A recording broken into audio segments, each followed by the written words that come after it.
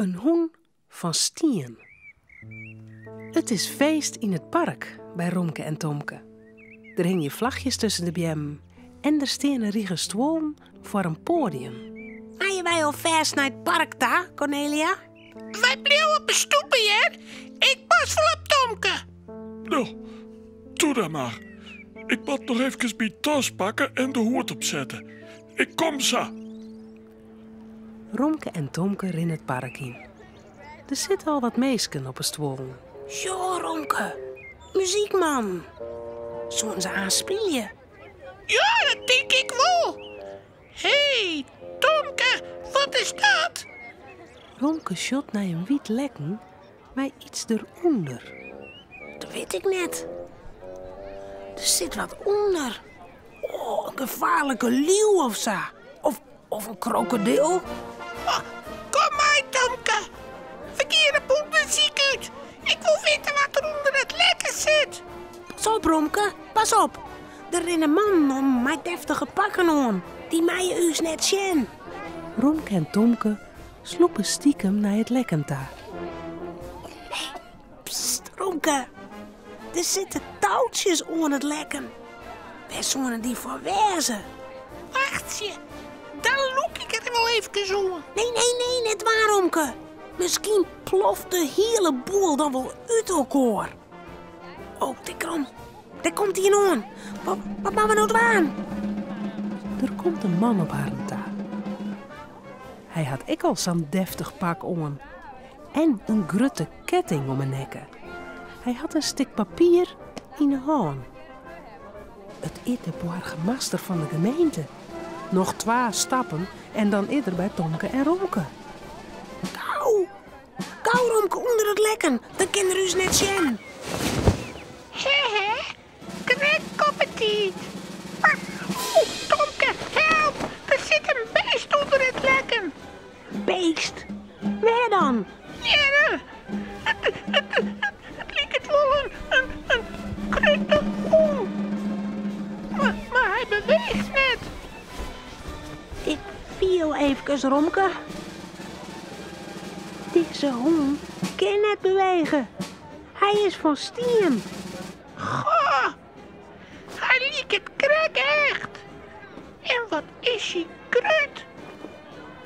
En waarom zit dat beest onder een lekken? Zullen we even op zijn rug klimmen? Dat kan makkelijk. Ja? Ja? Oké. Cornelia komt in het park. De muziek speelt net meer. Ze shot om haar heen. Er binnen protte meesken en op het podium zit een mevrouw met de burgemeester. Maar ze shot Tomke en Romke net. Oh, wat bent die dekselse Tomke en Romke nou? Het bekend al. De burgemeester zit op voor de microfoon.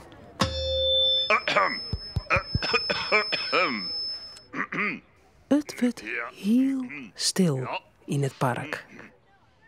Achte De burgemeester vertelt over een echte Frieske wetterhoen. echte Frieske wetterhoen. Die hoen is een held. Die hoen is een held. Hij had een lietsvamke uit het wetterrijden. Uit het wetterrijden. Dat wie heel knap. Dat weer heel knap. En nou had ze een beeld van stieren voor hem maken. Een beeld van stier vermakken. En daarom ben we hier van de mening. Ik maak je me wat ongereest. Waar bent die tongenieten? De burgemeester komt naar voren. Ja, Hij gaat naar het witte lekken en krijgt het touwtje in de hand. het is dus prachtig dat ik hier van de mening op dit plak het beeld van een hoen onthullen mij.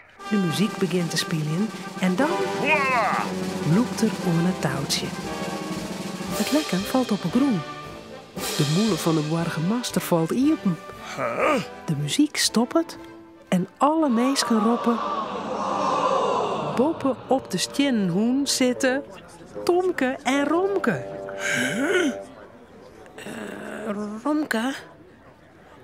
Romke, al die meisjes joggen naar u's. Ja. Ik zie Cornelia. Wat maar we doen, Tomke? Tomke en Romke. Wat toch een jem daar? Hoi, Cornelia. Wij zitten op een stien hoen. Ja, en hij beweegt helemaal net. Vies dat net raar? Kom gauw naar onderen, allebei. De burgemeester begint nog te leidjen. En de meesken ik. Ze klappen voor Tomke en Romke. Het lieket samen. Een jonkje en een hoen boppen op een beeld van een orenhoen. Waarom stiet die hoen hier, Cornelia? Tussen hoen wie een held, Romke. Hij had iets Famke uit het water hellen.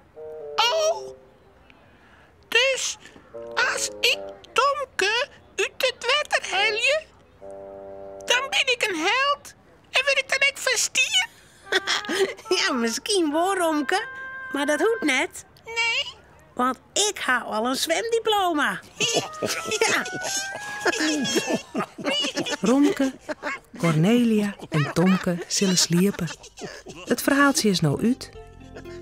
Voordat ze op haar bedje kroepen, jouwen ze daar nog gauw een tuut.